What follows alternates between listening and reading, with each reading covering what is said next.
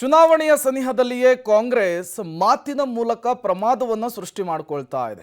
ಎಡವಟ್ಟಿನ ಮೇಲೆ ಎಡವಟ್ಟನ್ನು ಸೃಷ್ಟಿ ಮಾಡಿಕೊಳ್ತಾ ಇದೆ. ಕಾಂಗ್ರೆಸ್ ನಾಯಕರಿಂದ ಎಡವಟ್ಟಿನ ಮೇಲೆ ಎಡವಟ್ಟು, ಚುನಾವಣೆಯ ಸಮಯದಲ್ಲಿ ವಿವಾದದ ಮೇಲೆ ವಿವಾದವನ್ನು ಮೈಮೇಲೆ ಎಳೆದುಕೊಳ್ತಾ ಇದೆ.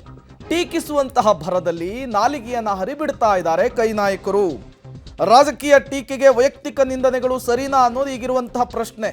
ಜನರು ಕೂಡ ಇದನ್ನೇ ಪ್ರಶ್ನೆ ಮಾಡ್ತಾ ಇರುವಂತಹದ್ದು. ಹಾಗಾದ್ರೆ ಲೂಸ್ ಟಾಕ್ ಲೀಡರ್ಸ್ ಯಾರು? ರಮೇಶ್ ಬಂಡಿ ಸಿದ್ದೇಗೌಡ ಶಾಸಕರು.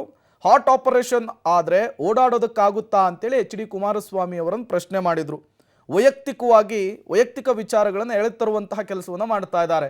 ಶಿವರಾಜ್ ತಂಗಡಗಿ ಸಚಿವರು ಮೋದಿ ಅನ್ನೋರ ಕಪಾಳಕ್ಕೆ ಹೊಡಿರಿ, ಈಗಾಗಲೇ ಹಲವು ಕಡೆಗಳಲ್ಲಿ ಕಂಪ್ಲೇಂಟ್ ಕೂಡ ಆಗಿದೆ, ರಾಷ್ಟ್ರ ಮಟ್ಟದ ಸುದ್ದಿ ಕೂಡ ಆಗಿದೆ. ಇದು ಸಹಜವಾಗಿಯೇ ಚುನಾವಣೆಯ ಸಂದರ್ಭದಲ್ಲಿ ಕಾಂಗ್ರೆಸ್ಗೆ ದುಬಾರಿ ಆಗಬಹುದು ಅಂಥೇಳಿ.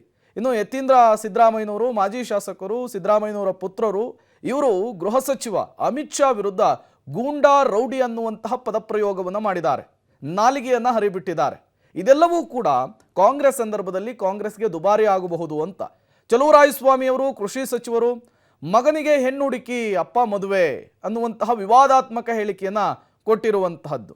ಇವೆಲ್ಲವೂ ಕೂಡ ಅವರ ಮನಸ್ಥಿತಿಯನ್ನು ತೋರಿಸ್ತಾ ಇದೆ ಅಂಥೇಳಿ JDS ಮತ್ತು BJP ಆರೋಪಿಸ್ತಾ ಇರುವಂತಹದ್ದು, ಆಕ್ರೋಶವನ್ನು ಹೊರಹಾಕ್ತಾ ಇರುವಂಥದ್ದು. ಇನ್ನು ರಾಮನಗರದ ಶಾಸಕ ಇಕ್ಬಾಲ್ ಹುಸೇನ್ JDSನಲ್ಲಿ ಯಾರು ಗಂಡಸರಿಲ್ವಾ ಅಂಥೇಳಿ ಪ್ರಶ್ನೆಯನ್ನು ಮಾಡಿರುವಂತಹದ್ದು ಡಾಕ್ಟರ್ ಮಂಜುನಾಥ್ ಅವರು ಸ್ಪರ್ಧೆ ಮಾಡುವಂತಹ ವಿಚಾರಕ್ಕೆ.